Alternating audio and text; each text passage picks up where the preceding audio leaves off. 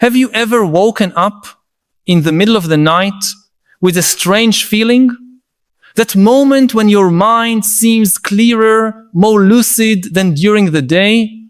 When the layers of distraction dissipate and you wonder if you are truly living the life you were meant to live.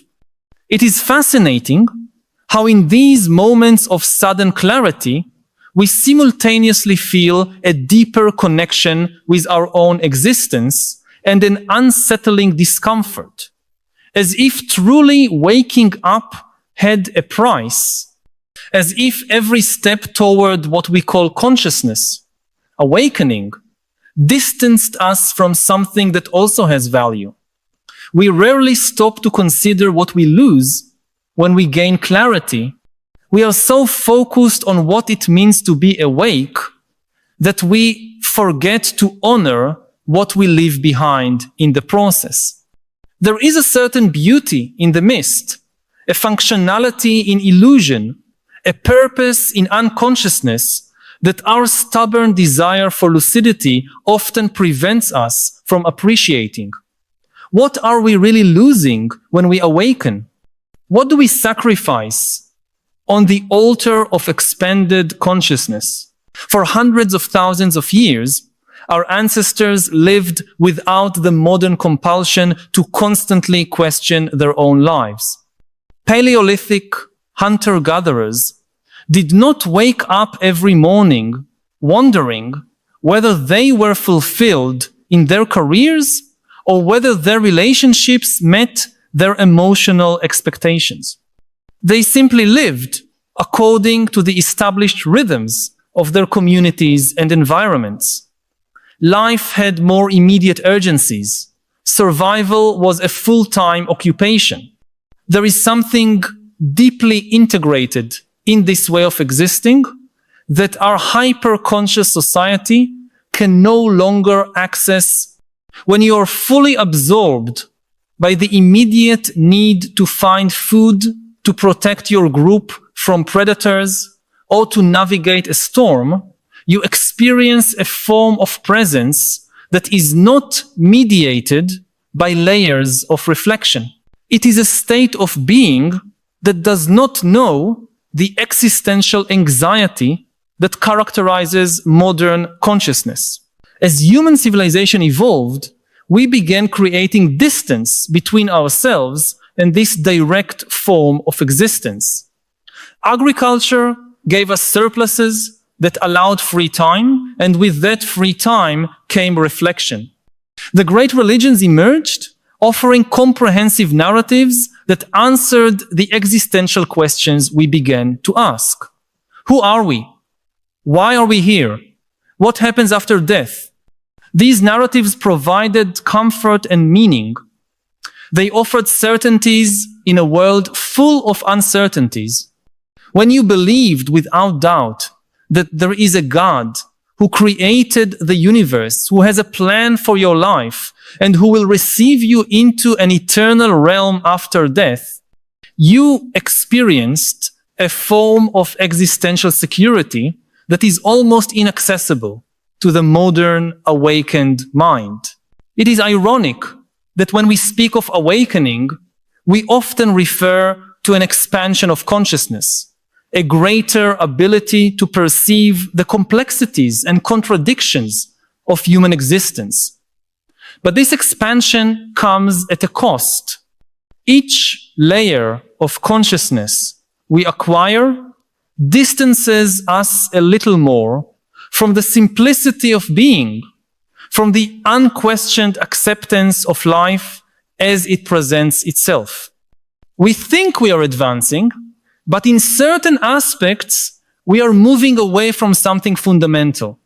The history of humanity can be seen as a successive series of awakenings, each taking us further from the original integration with the simple flow of life. With the Enlightenment and the scientific revolution, we experienced another collective awakening.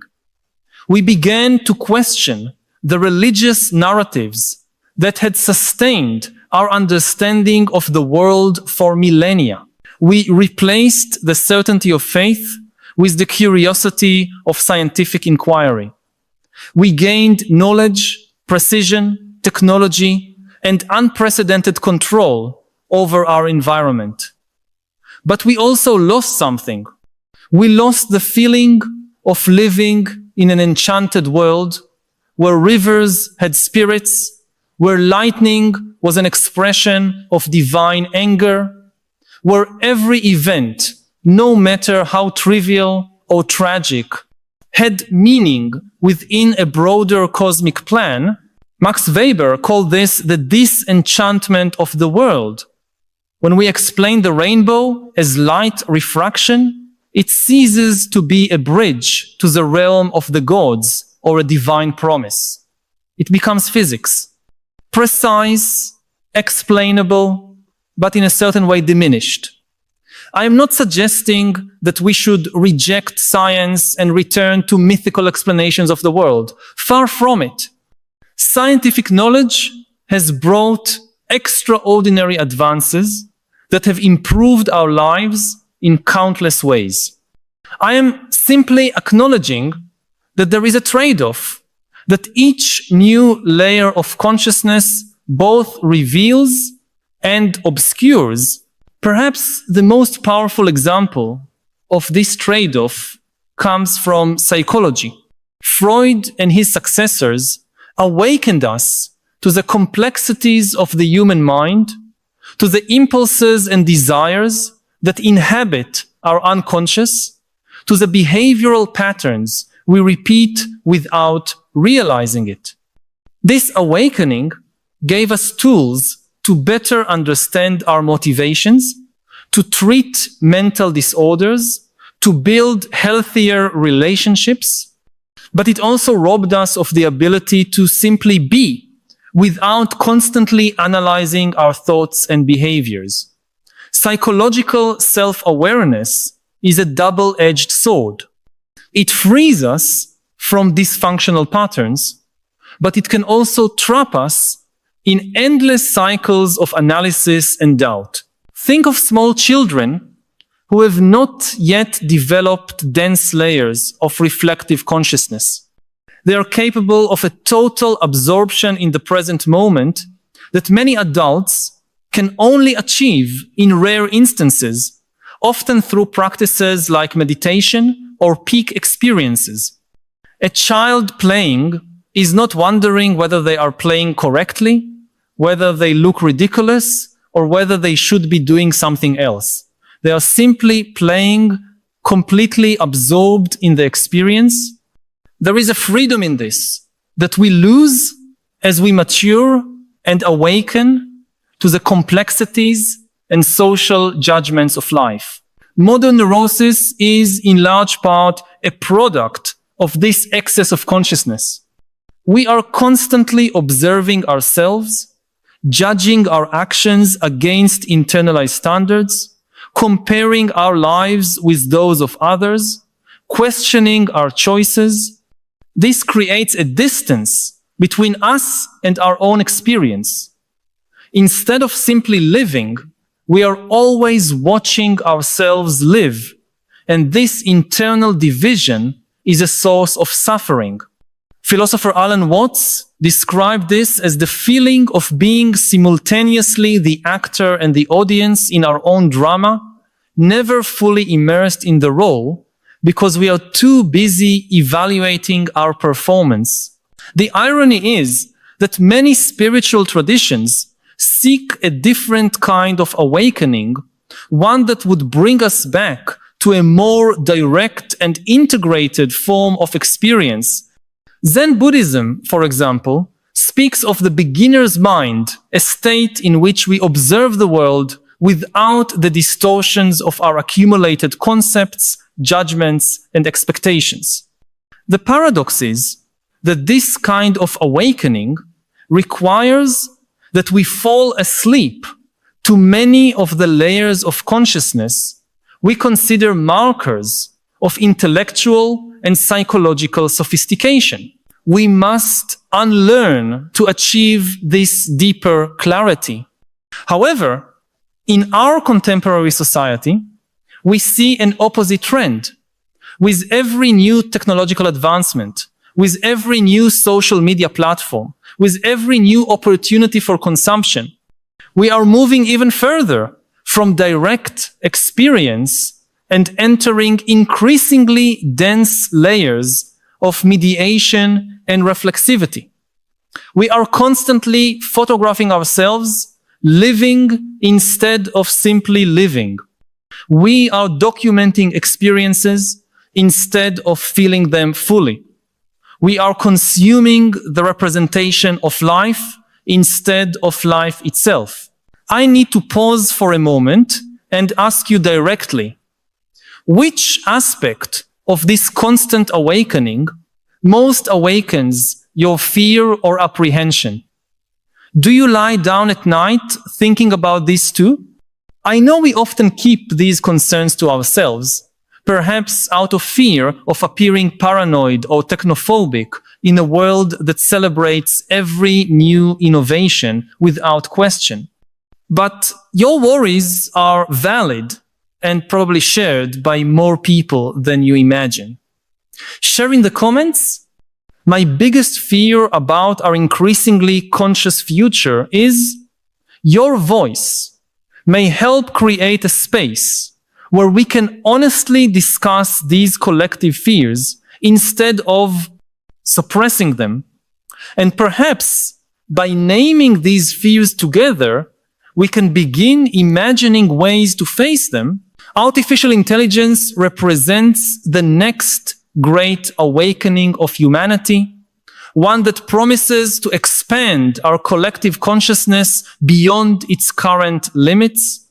We are creating systems that can process and analyze quantities of information that far exceed the capacity of the human brain. We are developing algorithms that can identify patterns that escape our perception. We are building interfaces that allow us to access knowledge and communication in increasingly immediate and integrated ways. All of this is awakening us to dimensions of reality that were previously beyond our capacity for perception. But what are we losing in this process?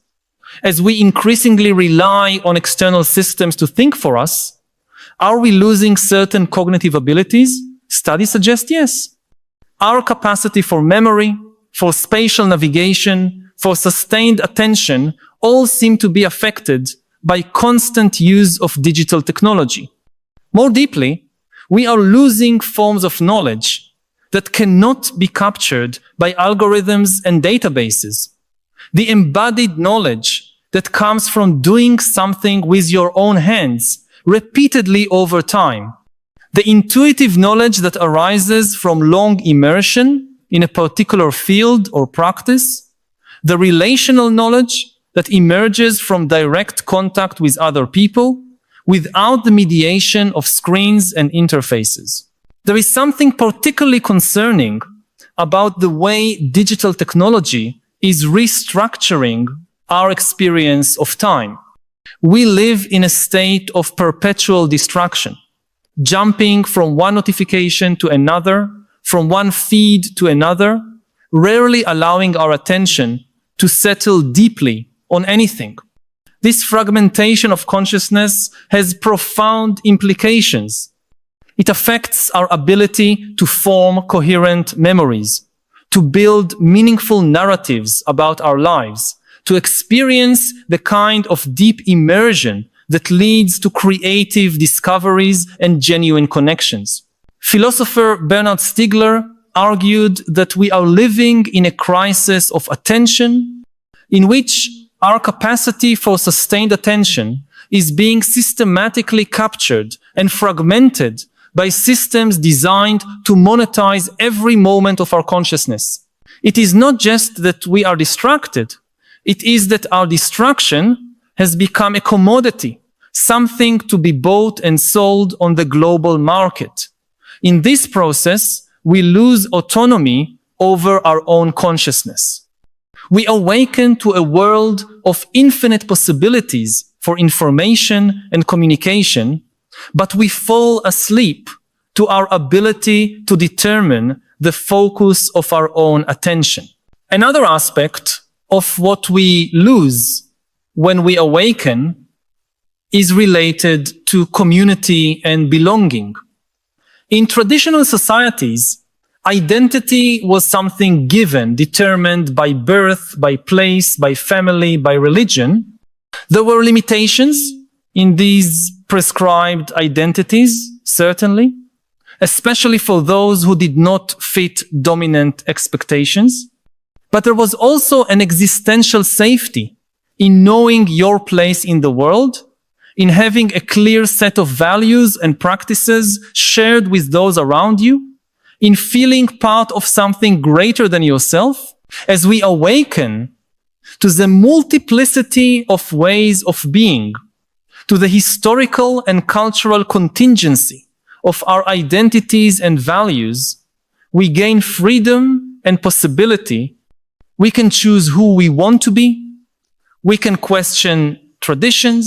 We consider oppressive or limiting. We can create new forms of community based on affinity rather than proximity. But we also lose something profound.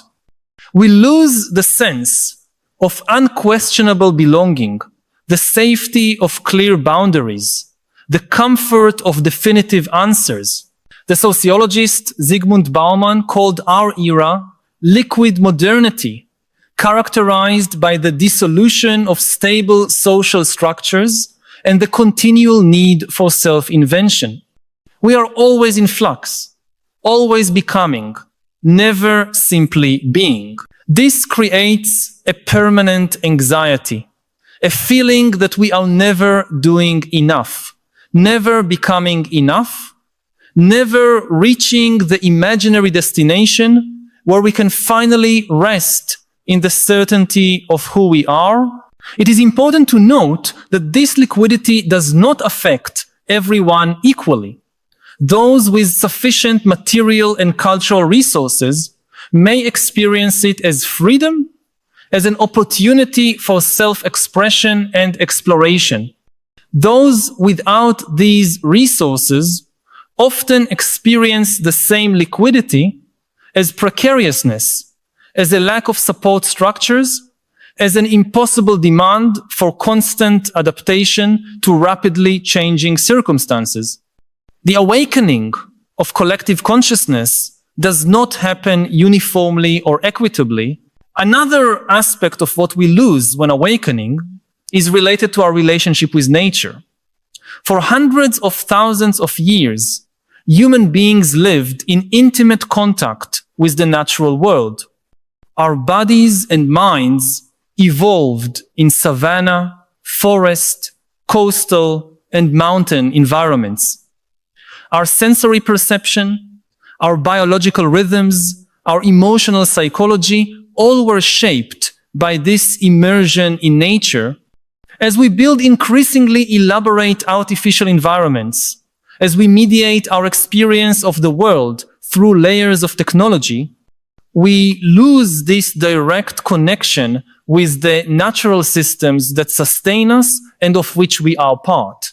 This disconnection has obvious practical consequences, such as the climate crisis and the sixth mass extinction we are witnessing. When we do not directly experience our dependence on natural systems, it becomes easier to ignore the signs of stress in these systems. But it also has more subtle psychological and spiritual consequences. What has been called nature deficit disorder is linked to increases in mental health problems, particularly anxiety, depression, and attention deficit. There is something in the direct sensory experience of the natural world that nurtures our well-being in ways we are only beginning to understand scientifically, but that traditional cultures have always intuitively recognized. As we awaken to a sophisticated scientific understanding of the natural world, we gain extraordinary knowledge about the physical, chemical, and biological processes that sustain life.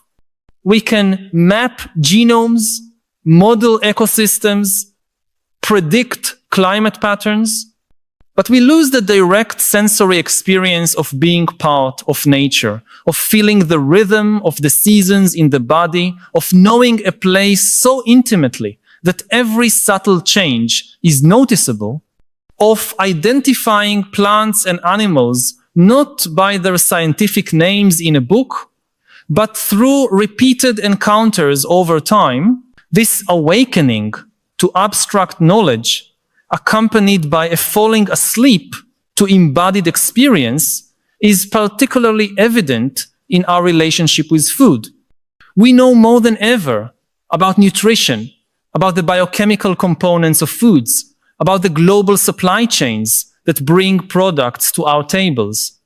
But most people in industrialized societies have little or no direct experience with growing food, with preparing meals from basic ingredients, with the seasonal rhythm of the availability of different plants and animals. We awaken to the science of nutrition, but fall asleep to the culture of food, to the embodied knowledge of how food connects humans to each other and to the earth. There is also something profound we have lost regarding death. In traditional societies, death was a constant and visible presence. People died at home, surrounded by family. Bodies were prepared for burial by loved ones. Mourning rituals were elaborate and shared. There was a familiarity with death, an acceptance of its inevitability that allowed it to be integrated into the experience of life more fully. In our modern societies, we awaken to extraordinary medical interventions that prolong life, to detailed understandings of the biological processes of death. But we fall asleep to the direct experience of death as part of life. We isolate the dying in hospitals and nursing homes. We hand over the care of the dead to professionals. We avoid talking about death, treating it as a technical failure to be indefinitely postponed, rather than a transition to be faced with dignity and meaning. This awakening to the possibility of prolonging life, accompanied by a falling asleep to the acceptance of death, creates a peculiar form of anxiety. We live longer than our ancestors on average, but often with more fear of death, with fewer cultural and spiritual resources to give meaning to our finitude. Paradoxically, this denial of death can diminish our capacity to live fully. When we try to avoid the awareness of our mortality, we may also fall asleep to the preciousness of each moment, to the urgency of living according to our deepest values, to the importance of expressing love and gratitude while we still can. One of the most disturbing aspects of what we lose when awakening is related to privacy and interiority. As our lives become increasingly digitized and connected, we awaken to unprecedented possibilities for communication and sharing. We can instantly transmit our thoughts, feelings, and experiences to global audiences. We can connect with people who share our most specific interests, no matter where they are in the world. We can document and archive every aspect of our lives, but in this process, we are losing something crucial, the protected space of privacy, where interiority can develop. The writer and philosopher Iris Murdoch spoke of the importance of the unseen work of consciousness, the internal process of reflection, contemplation, and moral development that happens out of sight of others. In the age of social media, there is constant pressure to externalize, to turn thoughts and feelings into content, to be shared and consumed. This pressure for constant externalization affects not only what we choose to share, but also what we choose to perceive and value in the first place. We begin to experience our lives through the lens of their shareability. A sunset becomes an opportunity for an Instagram photo. A moment of accomplishment becomes a LinkedIn post. An intimate reflection becomes a tweet. In this process, our attention is trained to value what can be displayed and rewarded with social approval, to the detriment of what may be meaningful only internally, invisible to others. Moreover, constant surveillance, both by corporations and governments, is eroding the very possibility of privacy. Our devices track our location, our browsing habits, our purchases, our conversations. Algorithms analyze this data to predict and influence our behavior.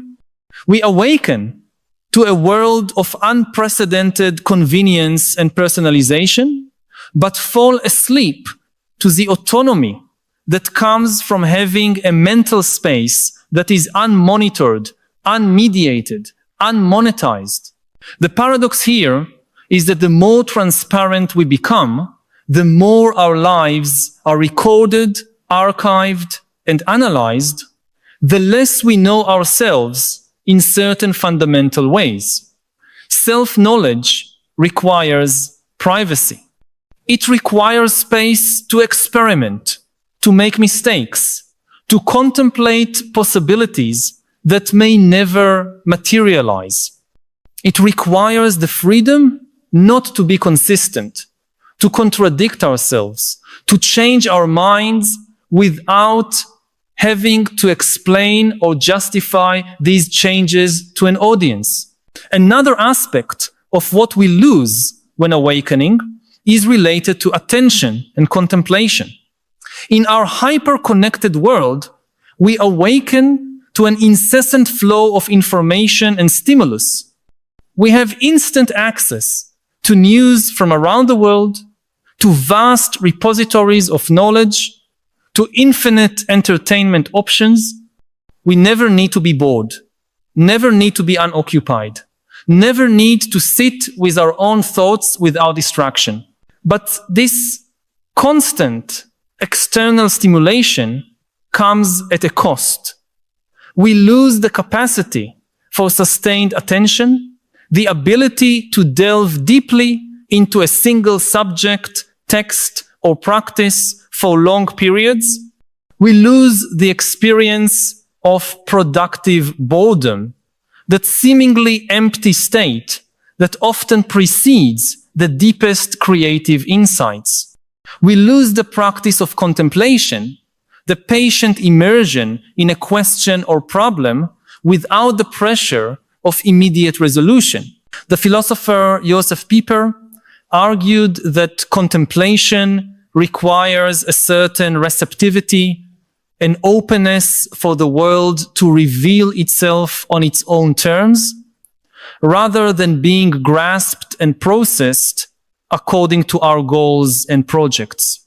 In constant connectivity, we lose this receptivity.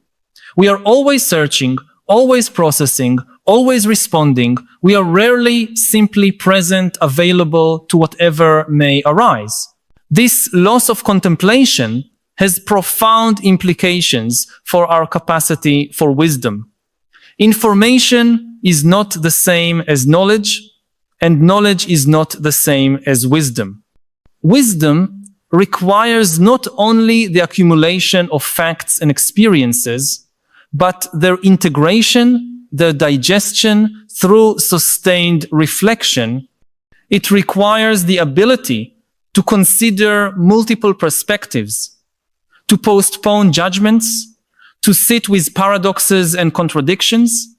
All of these capacities are hindered by the culture of constant connectivity and instant gratification.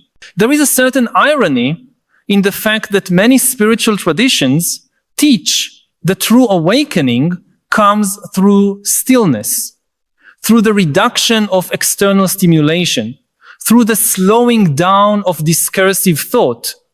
In contrast, our technological awakening leads us to constant acceleration, to more connections, more information, more possibilities. Perhaps we are confusing one type of awakening with another, seeking expansion, when what we really need is contraction, seeking more when what we really need is less. The Korean philosopher Byung-Chul Han argues that we are living in a society of exhaustion characterized by an excess of positivity, by the constant imperative to do more, be more, connect more. This excessive positivity, paradoxically, drains us. There is no room for negativity in the sense of pause, refusal, limits. There is no room for what he calls the gift of deep listening, the capacity to attend fully to what is present without immediately trying to act on it, change it, or control it. This is perhaps the central paradox of our technological awakening. The more we expand our power and reach through technology, the harder it becomes to experience the kind of attentive presence that many wisdom traditions identify as true awakening. We expand our consciousness in certain dimensions while contracting it in others. The question we face is not whether we should awaken or not. We cannot simply return to a previous state of unconsciousness, nor would it be desirable to do so. The gains in knowledge, freedom, and possibility that accompany our collective awakening are real and valuable. The question is whether we can find forms of awakening that do not require us to completely abandon what we are leaving behind. Can we cultivate sophisticated scientific knowledge while maintaining a sense of wonder and mystery before the natural world? Can we harness the power of digital technologies while preserving spaces for sustained attention and interiority? Can we embrace the freedom of self-definition while creating new forms of belonging and shared meaning? Can we be fully aware of our mortality while living with vitality and joy? I do not have definitive answers to these questions. What I suggest is that any form of awakening worth pursuing should include an awareness of what we are losing in the process. It should include a commitment to carry with us in some form the capacities and experiences that are being threatened by our new modes of consciousness. Perhaps true awakening is not simply adding more layers of knowledge, complexity, and reflexivity to our experience. Perhaps it is the ability to move fluidly between different modes of consciousness, to be fully present in each moment with all the faculties appropriate for that particular moment. There are moments that call for critical analysis and reflection. There are moments that call for technical knowledge and expertise. There are moments that call for sensory immersion and embodied presence. There are moments that call for wonder and receptivity. There are moments that call for intimate connection and vulnerability. There are moments that call for decisive action and moral clarity. To truly awaken could mean not being trapped in any one of these modes, but developing the wisdom to know which is appropriate for each situation and the flexibility to move between them with grace. It could mean integrating our different types of knowledge, honoring both analytical rationality and embodied intuition, both scientific knowledge and traditional wisdom. If we look at the great wisdom traditions of the world, many of them speak of an awakening that transcends and includes earlier levels of development. It is not simply abandoning what came before, but transforming it and integrating it into a new synthesis. Awakening is not linear, but spiral, returning to the same points at increasingly deeper levels of understanding and integration.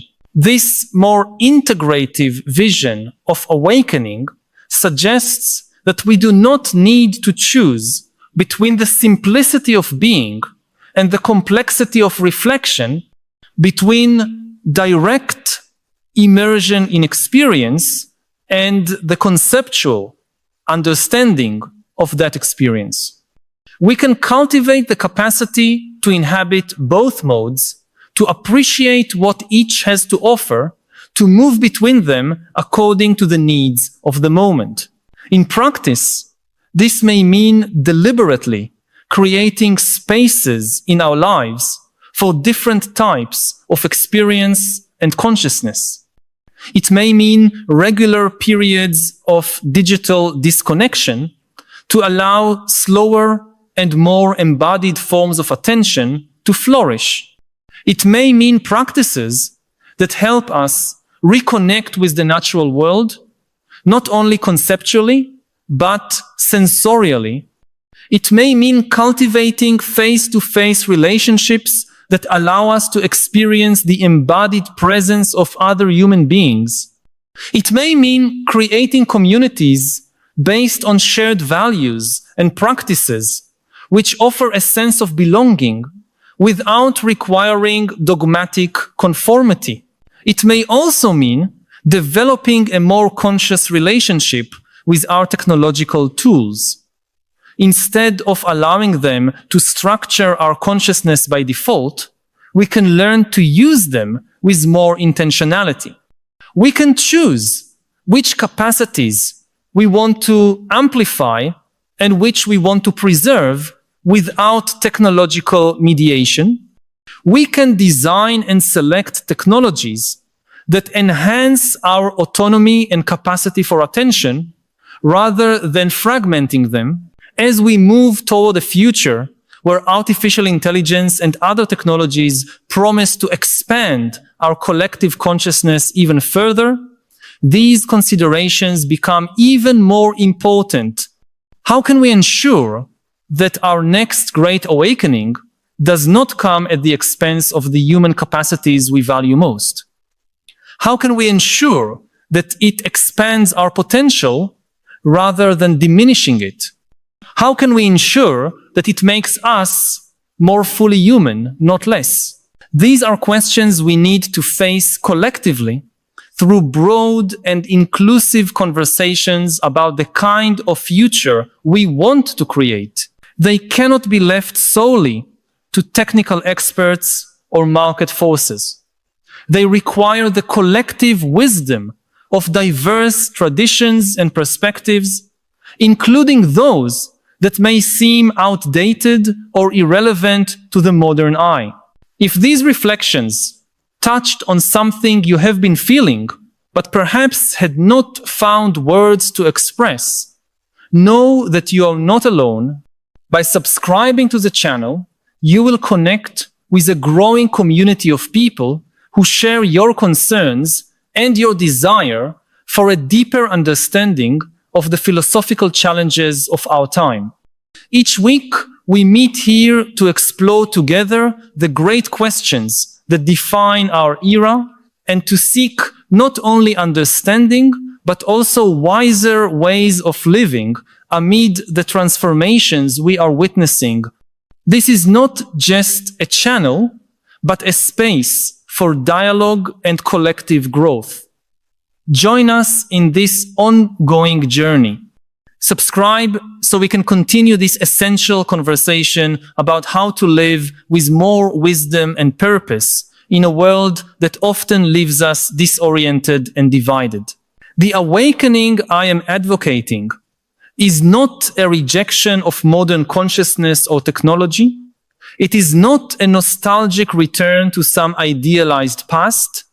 It is a more complete integration of different forms of knowledge and experience, a synthesis that honors both what we have gained and what we are at risk of losing. It is an awakening that recognizes that being human has always meant living with paradoxes and contradictions, that there will never be a final resolution to the tensions that define our existence. It is an awakening to complexity, to uncertainty, to the limits of knowledge, but also to the possibilities that exist precisely within those limits. It is, above all, an awakening to our interdependence, to the fact that we are part of systems much larger than ourselves, from our families and communities to planetary ecosystems and the long arcs of human history. It is an awakening to the responsibility that comes with this interdependence, to the fact that our individual and collective choices shape the future in ways we are only beginning to understand. What we lose when we awaken does not need to be lost forever. It can be transformed, integrated, carried with us in new ways. Innocence can become wisdom. Unconscious belonging can become chosen connection. Sensory immersion can become full presence. Acceptance can become commitment.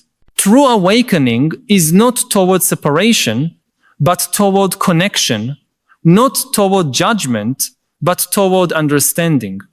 Not toward control, but toward creative participation in the processes of life and transformation of which we are a part. As we continue on this journey of collective awakening, may we keep alive the memory of what we leave behind, not as a burden of nostalgia, but as a reminder of the capacities and experiences that still define what it means to be human, even as we become something new.